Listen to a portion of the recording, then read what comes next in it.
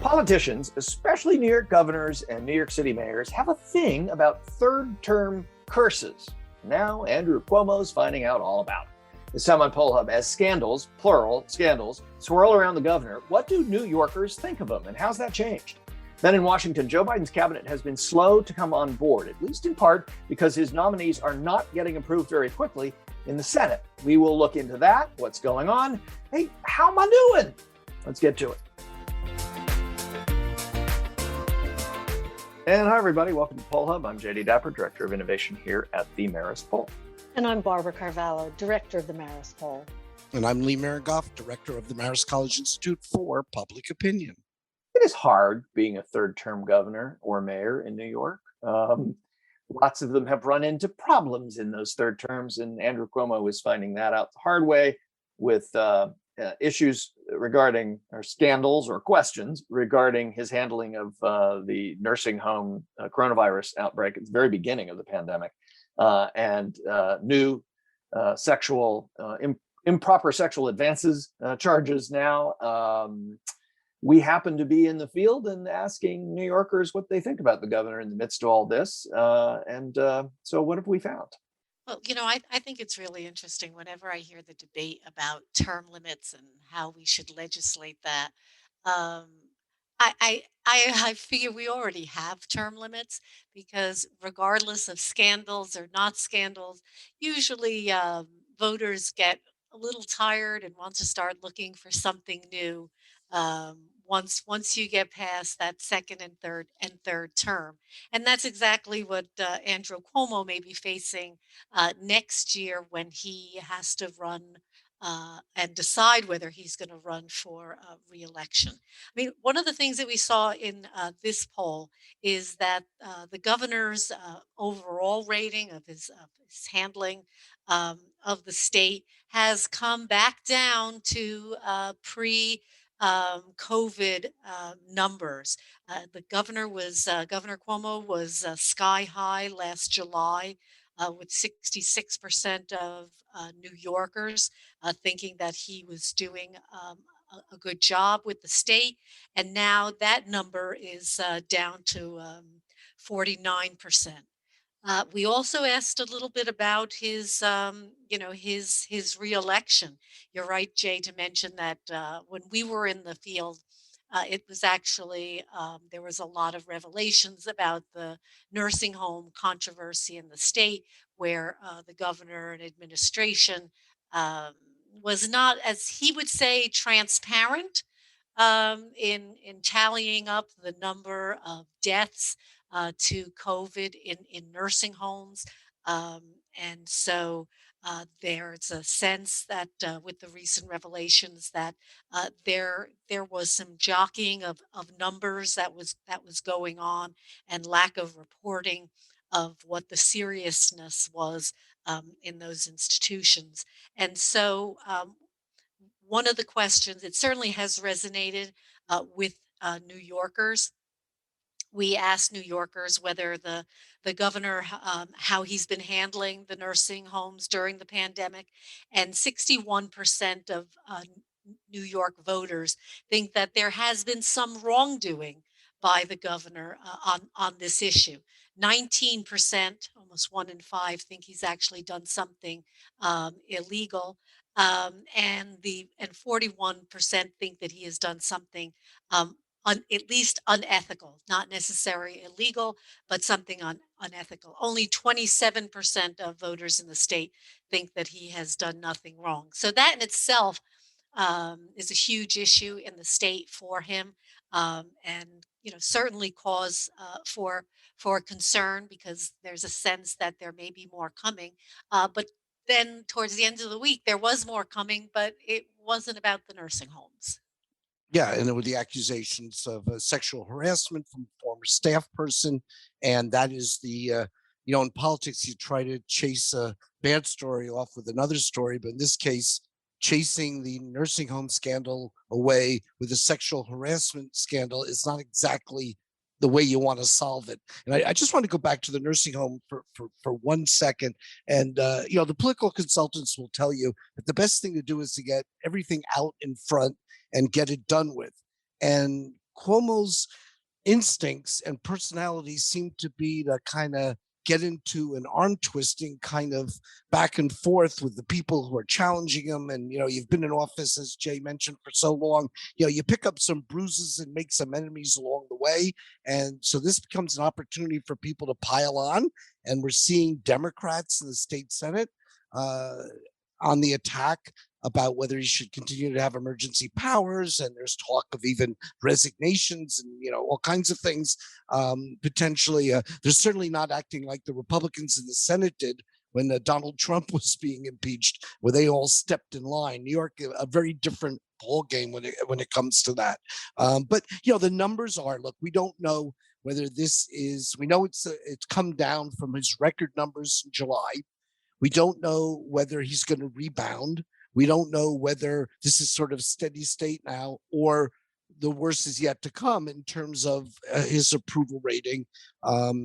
You mentioned, the fourth term coming up when Mario Cuomo, Andrew Cuomo's father, was at this point in his third term, people who rated him either as excellent or good was 40%, up against Andrew Cuomo's 42%. And of course, Mario Cuomo went on to be defeated in 1994 by George Pataki. Doesn't mean that's going to happen now, but it gives a sense of that kind of vulnerability politically, where the reelection prospects of Andrew Cuomo lie in this kind of mire that he finds himself in the second half of his third term. So let's be clear that he's at 49%, and he's actually got a higher favorable rating than that. And that is after some of this news, not all this news came out. And this state is not the same state as it was when Mario Cuomo was governor. For a Republican to win in New York State, it is a much higher bar. It's a much harder thing to do, I think, than it probably was in 1994 when Mario Cuomo, when voters said, 3 terms is enough. I think this is a lot like what's happening in California with Governor Gavin Newsom and the recall that's going on. He won re-election by something like 30 or 40 points. And Andrew Cuomo won re-election by a pretty large number too. Both of these states have become more Democratic over time. And so there's a parallel there. What's also interesting, though, is that the thing that Democrats, I think, perceive themselves to have, their politicians to have done a better job on handling the coronavirus, is the very thing that is putting these two large Democratic state governors in danger. It's some form of how they handled the coronavirus. So it's a little bit ironic there. But when you look at this, the history of New York and the polling in New York and where we stand in terms of the number of people who are Republicans and how Republicans do in statewide races, is his biggest threat from a Republican or is it from a Democratic primary challenge? I think a good question. And as we know, the last 2 times Andrew Cuomo ran, he was primaried in both times, first by Zephyr Teachout and then by Cynthia Nixon. And depending on how you want to look at it, they sort of got some votes. The question is, is they he did vulnerable? Get votes. They got votes. It's not depends on how you look at it. Wait a second. Just hold on a second. I mean, in the Democratic primary, Zephyr Teachout, who was not exactly a household name, yeah, I saw that around the state, did actually quite well against the governor. During surprisingly his well. First, right, for his first re-election. So I mean, I think there has been some discontent that's been harbored, and certainly at this point interest in at least looking over other candidates. When we asked about Cuomo's re-elect question, and this is a really tough question. The question is phrased something like, would you support the reelection of Governor Cuomo, or is it time for someone new? And certainly, when you're putting anybody up against the unknown, it's not a person, it's not a thing, it's not a vegetable. I mean, it's just a complete unknown. It really gives you a sense of what that base of support is. And right now, the answer to that question is 36% for Governor Andrew Cuomo. You want to be at least around 40, hopefully in the low 40s of having a solid base of support that wants to see you to continue. Otherwise, it starts, piquing people's interest, and I think that's where the governor is right now. There are some warning signs for his campaign should he decide to run for a fourth term. I think there are some numbers here that may be also of interest to some challengers, both as you mentioned, Jay, in the primary, because the primary actually may be the whole game over.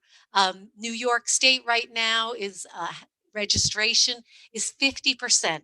Half of the state is registered as Democrats. So that is very hard to overcome, especially if you have been a Trump Republican, a supporter of Trump as president. The president was never and is not popular in the state. And so you need to be a very different kind of Republican to be able to run statewide right now. And so the challenge actually may be, for the primary. And 51% of Democrats tell us right now they would definitely reelect Andrew Cuomo. So, he has, as I so famously just said, he's getting some numbers there. He's getting some votes.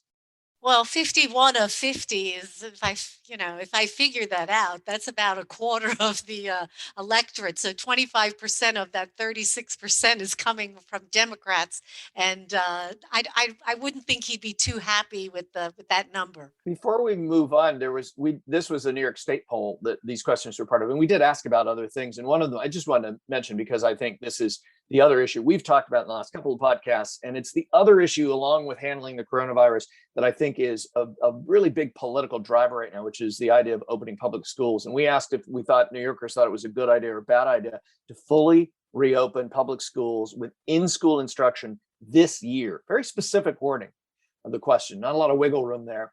58% of New Yorkers think it's a good idea, 35% think it's a bad idea. I just want to throw that out there so that we, set a marker on that, because I do think that's going to be something that's going to come back,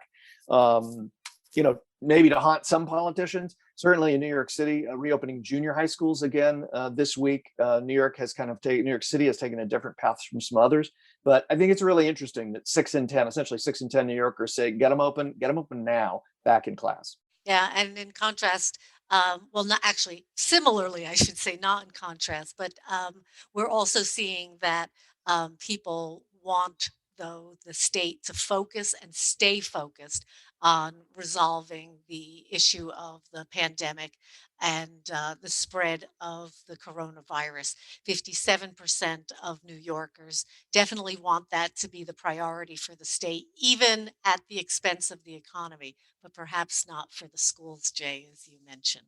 So if we could kind of switch gears here a little bit and head from Albany to Washington, D.C. We've also been watching, and there's been a number of polls on President Biden and how he's doing in putting together his cabinet and his administration.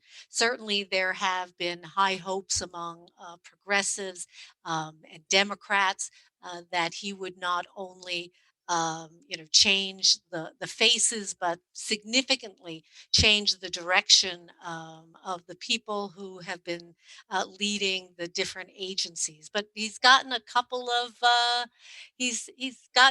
sticking points, and it hasn't been smooth sailing. What's been going on? What are the implications, or do you see any implications of this for him being able to get his agenda through later on if he's having difficulty with some of these? Yeah, I'll make one just initial point on this, and that is the Senate was very slow to take up hearings, and very often hearings take place before the inauguration itself. Obviously, this year there was a lot going on about the certification and the inauguration of Joe Biden, such that Republicans were not eager to get the hearings for the next president underway. Having said that, that's kind of put some of the folks here already into February, and some of the hearings are just beginning.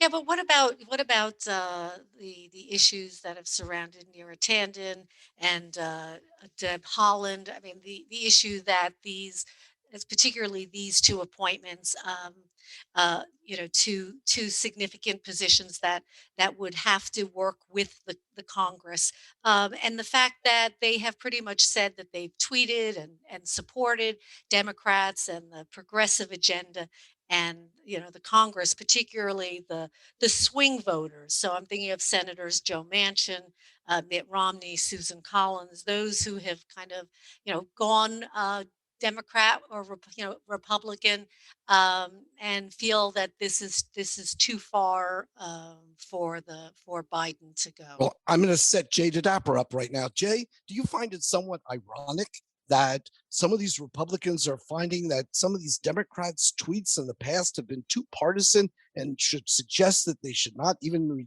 become cabinet person at this point to a major agency? I don't know. Let's go to Donald Trump's Twitter feed. Oh, wait, it doesn't exist anymore. Yeah. So there's, there's hypocrisy in Washington. Oh my gosh, there's gambling here. I mean, come on. This is what we expect from Washington. Shocking. It's shocking. Yes, Casablanca fans, rejoice. What I think is interesting here is that there's two things that I see, and we haven't asked this. I think this is too inside baseball to really get a fair gauge of public reaction to this. But it does strike me that these are two women, not two men.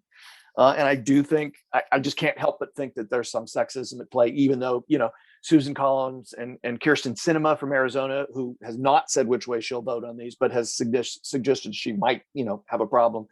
I think what it does point out, though, is the power of a tiny, tiny handful of senators. You mentioned them, right? It's Joe Manchin, it's Kirsten Sinema, it's Mitt Romney, it's Susan Collins, and I think we're at full stop in terms of what people call the moderates, right? These four, I think this shows that these four have the power they really have the rule of the roost. And they know that, and they have the power to control what does get through the Senate and what doesn't. That this is happening on these two nominees, I think, is just indicative and kind of maybe a hint at what we're going to see, and what Joe Biden's going to see coming down the line. So this focus on the cabinet is maybe a preview. Maybe it's the pre-show to the big show, which is, what are you going to have to give Joe Manchin or Mitt Romney or Susan Collins or Kirsten Sinema to get them to sign off on minimum wage, transportation bill, immigration reform, all these big things that the Biden administration is teeing up. I think we're seeing this. This is, to me, is as best defined as a preview of what is to come. I think you make a good point too, Jay, in that this is a tough issue, I think, for the public to get a hold on. Gallup asked a question about what people thought about President Biden's choices thus far, and what I find is interesting. Obviously, there's a big partisan divide, as always on all of this, but they gave choices from outstanding all the way to poor, with above average and below average in between, and it pretty much looks like a normal curve if you look at the numbers. So you see 14% saying that he's done an outstanding job, 17% poor, but there's no real consensus. People kind of saying, it's been about average, and if you're a Democrat, you think he's doing a little better, and if you're a Republican, you think he's been doing a little worse. So I think it's tough for people to get a handle on some of the, as you pointed out, the inside baseball that's going on with regard to these picks. But does that change as we move to some of those issues that you mentioned, Jay? Minimum wage, I mean, things that have a very significant consensus of opinion among Americans. I think, I was just going to say, we know that there are no more honeymoons in politics. Presidents come in and they don't exactly get free reign for the first 100 days. We might evaluate people during the first 100 days, but they don't exactly get what they want. Joe Biden's talked about unity and unifying. I think he's trying to get public opinion right now unified to then put pressure on Congress, which, as Jay just had indicated, was, it's very hesitant to play ball with across the partisan divide. There's not a lot of Republicans who are eager to join with this Democratic president, in part because a lot of them are they're not really in electoral jeopardy themselves. Donald Trump is still looming out on the horizon. There's people wondering about 2022 and 2024. So it's not an easy race, but I think we're going to see, the Biden style emerging soon. And if you think about Barack Obama was sort of, this is what I want to do. And then he, let Congress kind of do their thing on most issues. Donald Trump was doing whatever he wanted to do and ignored Congress entirely. Joe Biden is more of a schmoozer, and we're going to see him maybe take an issue, break it into two, take immigration reform, take DACA out of it so he can just focus on DACA, maybe just take the minimum wage, put that aside from the $2,000. I mean, I think we're going to see a much more give and take in the Biden style that we haven't seen in the last two administrations. Well, for a guy who's been in the Senate, was in the Senate at the age of 28, and had a very long career in the Senate, we would expect, indeed, that he would probably do some horse trading and engage in what the Senate used to engage in to make some of these things happen. We'll keep an eye on it. We'll watch and see what happens. But for now, that'll do it for this edition of Poll Hub. Poll Hub is a production of the Marist Poll at Marist College in Poughkeepsie, New York. Mary Griffith is our executive producer, Casey Schaff, our production supervisor, Amelia Morel is our production assistant, Marcello Bettman is our editor. We want to thank, as we always do, the Roper Center Archives at Cornell University, provide us a look back in time. We didn't get into some of the numbers that show how Biden's doing relative to other presidents initially in their polls. We'll probably throw that in next week at some point, but lots of interesting stuff when we compare presidents with each other at different points in their administration. And of course, if you have questions or comments, please reach out to us on social media.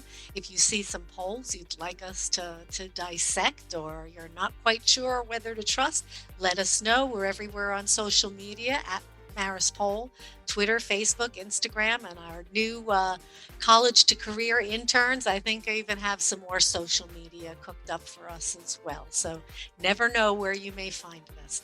Thanks for listening, and we'll see you next time.